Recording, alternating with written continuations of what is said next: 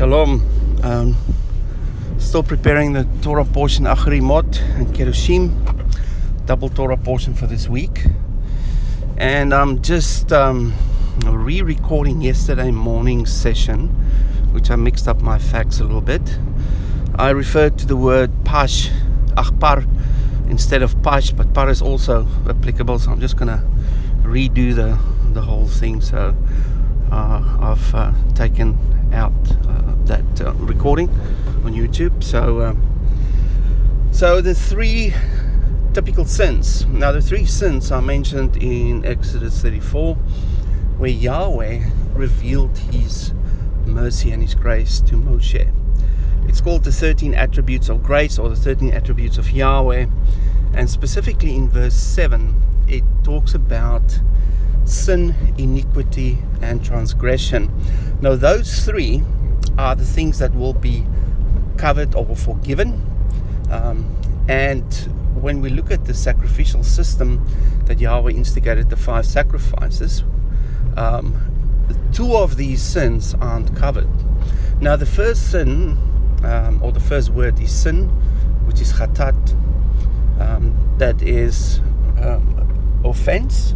It's also translated as a sin offering or a sin sacrifice. So the solution is within the problem itself, and that is covered by the sin offering and the guilt offering, and those are only applicable for unintentional sin.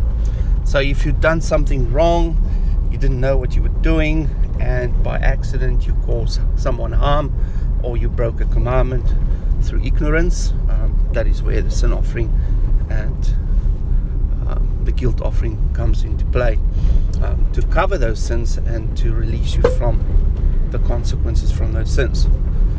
The other two that are mentioned in Exodus 34 is iniquity and transgression. Now iniquity is the word avon, ayin vav nun, and pasha, pashin, ayin. Now what you'll note that both these words have the ayin in them. Now the ayin represents the eye, and the eye is the cause of the original sin, where Eve saw the fruit on the tree of knowledge of good and evil, and then she took the fruit and gave it to her husband as well, and the fall of man resulted as a consequence from that. So that is the sin that has prolonged consequences. From that day, Yahweh said, you will die. That death state is what we experience today as life, which is a lower state of life until the renewing of the new life, or the birth of humanity, as we discussed previously, at the second coming of Mashiach, into the original state which Yahweh intended, which is a glorified body. Now what we see in Avon is we have a Vav in the middle, which is man, and on the left side we have the Nun. Nun means seed. It also means fruitfulness. The Paleo-Hebrew actually looked like a little seed, also looked like a sperm, and that is the corruption of the seed that will change the kind. Now we discussed last week that we need to be after Yahweh's kind. We need to engage with his fruit that contains the seed, and that will change our nature.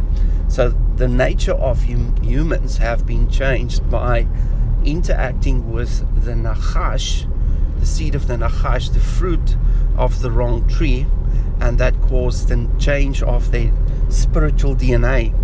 So that is Avon. Now Avon is a sin of rebellion against a standard. Now where Avon is found is in Genesis 15, where Yahweh said, after he cut the covenant with Abraham, that his descendants will be in bondage for 400 years, and they will not be released until the 4th generation, when the iniquity of the Amorites have been completed. So the iniquity of the Amorites need to come to a fulfillment, or the consequences of bearing the sin of the bondage that's a consequence of the sin they committed, which was through the sons of Jacob or Israel will result in that bondage. Now we're going to see the detail of that in the gematria of one of the words that we're going to look at on Sabbath. So what this means is that the covenant is the standard, and Avon is rebelling against the standard, rebelling against the covenant, rebelling against the word of Yahweh, doing things that are against the law with the will. So there's no sacrifice for that within the normal sacrificial system. Now the other word is pasha. Now pasha, paishin, iron. We see the iron that corrupts, and what does it corrupt? It corrupts the pay. Pay is the mouth, and the corruption of the mouth is evil speech, which is dabar, which is plague, which is the sin of Miriam that leads to leprosy.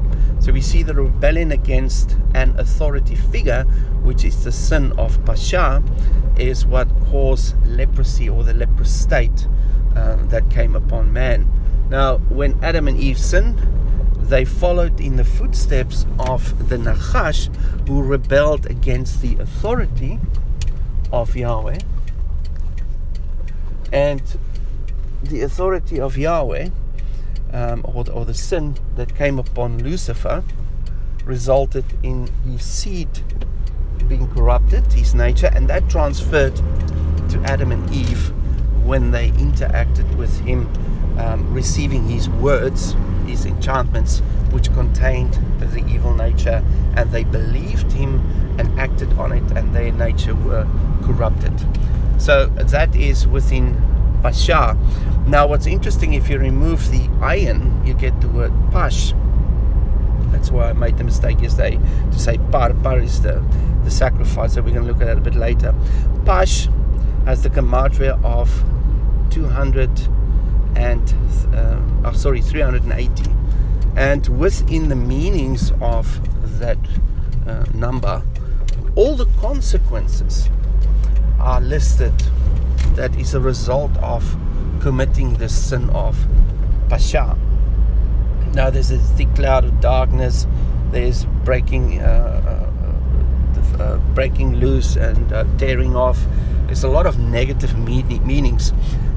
Also the meaning, if I remember it correctly, Egypt is in there as well. And that's the result of all the sins committed by rebelling against Yahweh. Now, what's also evident is within this word, there's the word goat, knife, and I think to fall off. And that is linked to the two goats. That is the sacrifices of Yom Kippur, where the one goat got the knife, which is the sacrifice, which is La Adonai, or La Yahweh, that is unto Yahweh, which is the sin sacrifice, the blood sprinkled on the mercy seat inside of the Holy of Holies. And the other one was pushed off the cliff, and that was La Azazel, the one that took away the sin and took it away from the nation. And those two basically connect back to our Torah portions topic, and we see the connection there. Now par is one of the sacrifices as part of the Yom Kippur sacrifices. There was a male sheep, a ram, and then there was a young bullock, which is par, and also the two goats. Now the par is similar to what I described yesterday, which is also the consequences of breaching the standard of Yahweh, rebelling against him as an authority figure, and the consequences thereof. And we're also going to look at the positive meanings of these words to show the outcome or the consequence of the sacrifice of the atonement made on Yom Kippur by Mashiach, and what the consequences of that is and what that looks like. So just a bit of an appetizer for the Sabbath regarding the three main sins, and I hope you have a good day. Speak to you soon.